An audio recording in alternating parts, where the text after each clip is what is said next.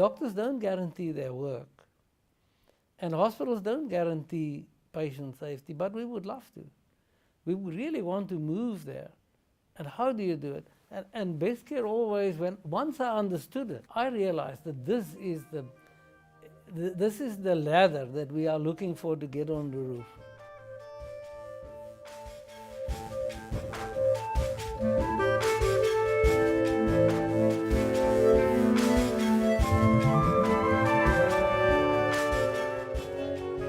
My name is Hannes Lutz. I am involved in the Medi-Clinic hospital group on executive level with a main interest and responsibility towards patient safety, quality of care, and looking at the 51 hospitals that we have in South Africa.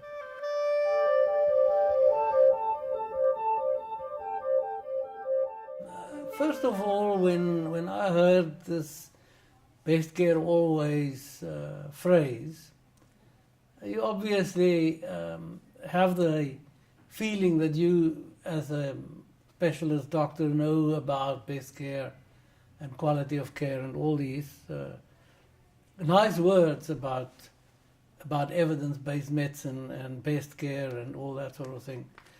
But when you have to look into the subject of best care always, you very soon learn that there's much more to it than what you just off the ground will understand and think you know. And that's the important thing, is that one mustn't think that you know about these things just because you are a medical doctor.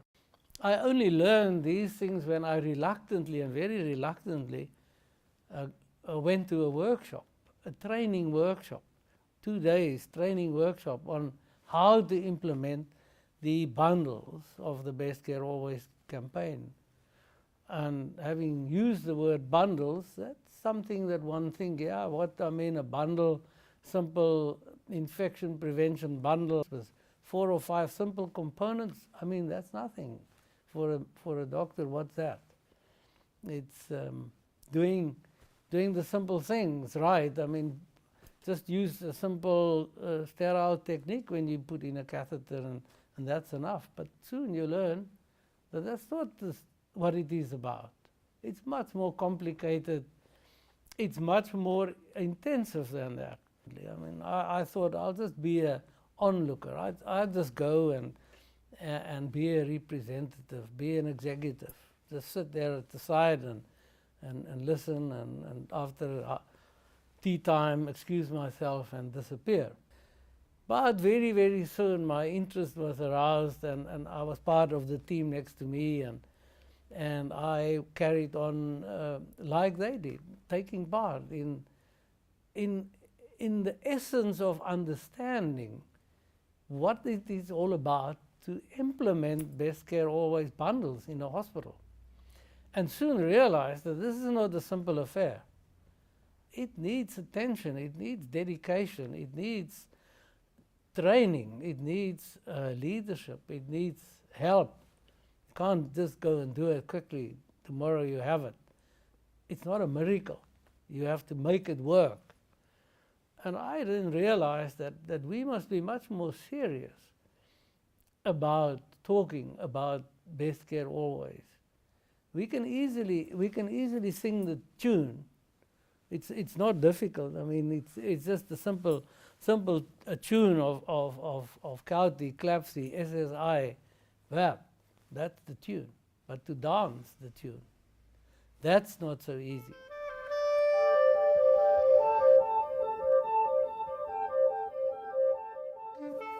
We realized as a private hospital group, if we want Best Care Always into all our hospitals, which we want to do, then we will have to work at it. We will have to have dedicated teams. We need some leaders in the hospital that will take this as a task. We will need to put in a lot of support, continual training. We will need to spend time, energy, and money to really elevate best care always to the level of a culture of care. It's not something you put in and walk away from it. It's something that you have to nurture. It's something that you have to build up in the hospital so that it becomes a lifestyle, a real culture of doing the right thing for the right reasons to the right to every patient every time. We will have to do it slowly. We have to do it one bundle at a time, using piloted in perhaps some units, get people to get used to it, to understand ourselves precisely how this thing is playing itself out. What does it give us? What do we measure from it? How can we know that we are succeeding? How can we know that we are improving? How do we know that we are going forward?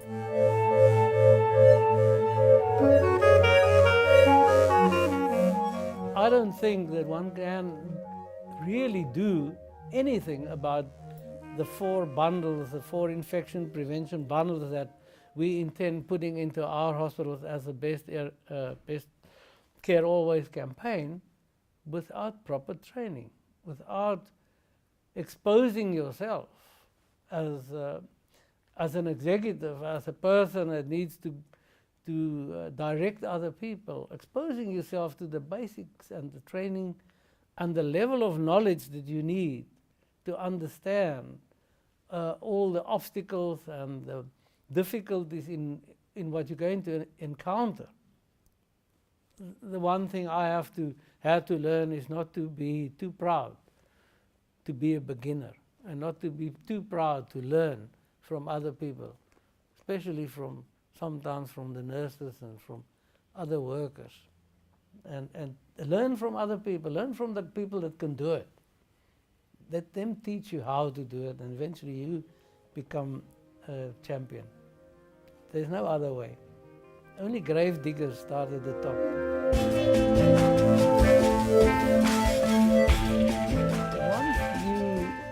Once you've created the interest, once you've created the necessity, once you've created the need, and once you've created from the top of the company the support of the company, different way of thinking, then people also become interested, and they realize that they are part of the machine, and that they also don't exactly know how to do it, but they also want to learn how. And then the enthusiasm starts to come up. The moment you get that urge that people around the table also now want to know, they want to learn, they want to get involved. The main thing is to get the buy-in from our doctor colleagues, is to really make them also understand that they are very, very much part of this process. It's not a hospital thing, it's an everybody thing.